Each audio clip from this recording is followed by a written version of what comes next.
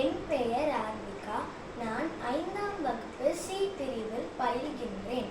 நான் தாயில் சிறந்ததொரு கோவிலும் இல்லை என்ற தலைப்பில் பேச உள்ளேன். தாய் என்பவளை கோவிலுடன் ஒப்பிட்டு தாயை விட சிறந்த ஒரு கோவில் இல்லை என்று ஔவையார் கூறியுள்ளார். கோவில் என்பது புனிதமானது.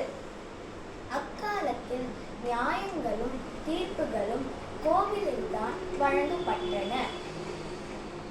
அப்படிப்பட்ட கோவில் போன்று தாயும் புனிதமானவள் என்கிறார் ஔவையார். தாயும் கடவுளும் ஒன்றுதான். கோவிலின் கருவறையில் கடவுள் இருப்பதைப் போல் தாய் தன் கருவில் 10 மாதம் குழந்தையை சுமக்கிறாள்.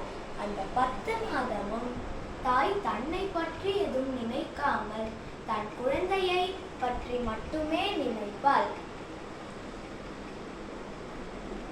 தாயின் அன்பு ஈடு இணையே இல்லாதது. இந்து மதம் அன்னையின் அருமையை உணர்த்தும் வகையில் மாதா பிதா குரு தெய்வம் போன்ற வரிசையில் அன்னையை முதலிடத்தில் வைத்துள்ளது. நாம் நம் நாட்டை தாய்நாடு என்றுதான் குறிப்பிடுகின்றோம். அவ்வாறே நாம் நம் மொழியை தாய்மொழி என்றுதான் கூறுகின்றோம். இதிலிருந்தே நாம் நம் தாய்க்கு கொடுக்கும் முக்கியத்துவத்தை அறியலாம். அதேபோல் நாம் நம் பூமியை பூமித்தாய் என்றுதான் கூறுகின்றோம். மக்கள் இயற்கைக்கு செய்யும் தீமைகளை பூமித்தாய் பொறுத்து கொண்டு அனைவரையும் காப்பார். அதேபோல் தன் பிள்ளைகள் என்ன தவறு செய்தாலும் அதை பொறுத்து கொண்டு அவர்களை நல்வழியில் நடத்துவாள். ஒரு குழந்தை பிறந்தவுடன் அது பார்க்கும் முதல் முகம் தாய்தான். அது கூறும் முதல் வார்த்தை அம்மா என்பதுதான். அந்த பிஞ்சு குழந்தை கூட அறிந்துள்ளது அம்மாதான் தன் முதற் கடவுள் என்று.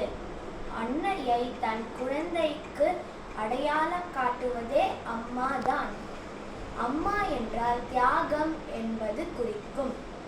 அம்மா தன் பிள்ளைகளுக்காக அனைத்தையும் தியாகம் செய்வாள். விடுமுறையே இல்லாமல் வேலை செய்பவள் தான் தாய். ஆகவே தாய் என்றால் அன்பு, பொறுமை, அரவணைப்பு, தியாகம் இவை அனைத்தையும் கலந்து ஒரு உருவமாய் இருப்பவள். தினமும் தாயை வழிபடுதல் கோவிலுக்கு செல்வதற்கு இணையாகும்.